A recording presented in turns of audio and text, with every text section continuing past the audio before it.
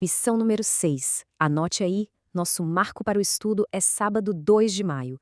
E o tema principal que vai guiar toda a nossa análise hoje é absolutamente vital: vida de oração. Ok? Vamos mergulhar nisso. Olha só que representação fantástica para ilustrar de forma brilhante a nossa necessidade de uma conexão lá do alto. Pense numa figura ajoelhada e dessa postura sai um cabo que está sendo literalmente conectado a uma tomada nas nuvens no céu.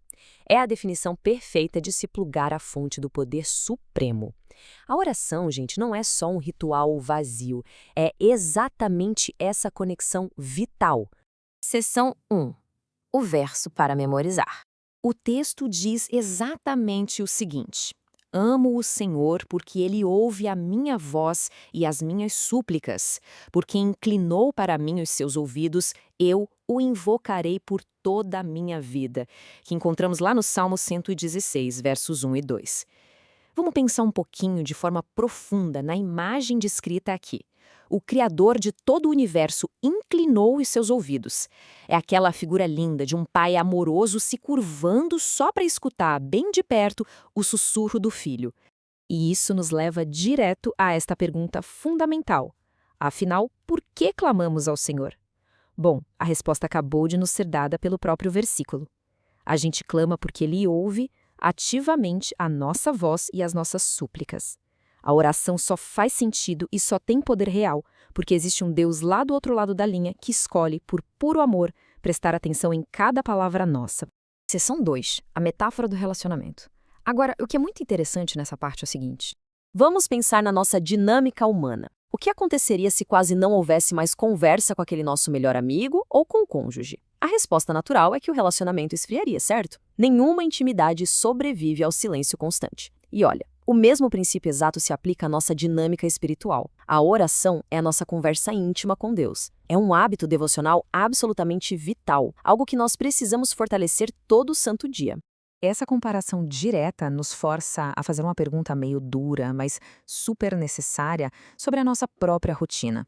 O que realmente acontece quando a frequência da nossa oração diminui? Quando a gente deixa a comunicação com o céu lá para escanteio, em segundo plano, o que ocorre? O material da nossa análise é bem incisivo nessa resposta. Sem constância, cedo ou tarde nos afastaremos do Senhor. Então, o ponto crucial aqui é sério.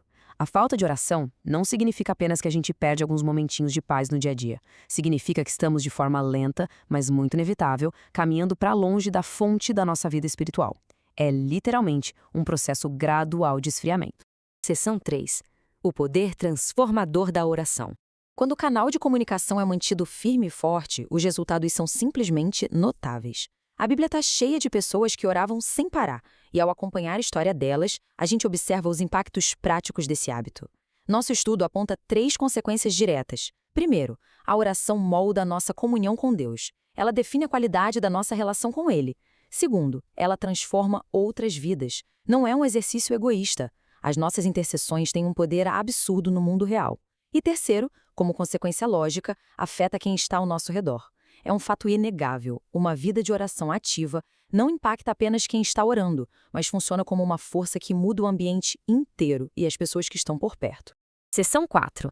Exemplos das Escrituras. Sabendo que esse tema é imenso e essencial e que é muito maior do que caberia em só 2 semanas, precisamos olhar para a fonte primária. Vamos avançar e ver como isso se constrói na prática durante esta semana de estudo. Nossa jornada vai seguir estes 3 passos fundamentais. 1. Estudar o tema da oração de forma bem ampla. 2. Observar atentamente os homens e mulheres da Bíblia. E 3. Através dessas observações, aprender definitivamente que a oração é central para um relacionamento sólido e inabalável com Deus. O texto base encerra com uma diretriz claríssima para nós. Devemos aprender com o exemplo deles. A teoria é maravilhosa, mas é a prática que nos tira do lugar. Diante de tudo isso, fica a grande provocação para refletirmos juntos esta semana. Se a oração é o cabo que nos liga diretamente ao céu, a nossa vida hoje está recebendo carga máxima ou estamos apenas tentando sobreviver na bateria fraca?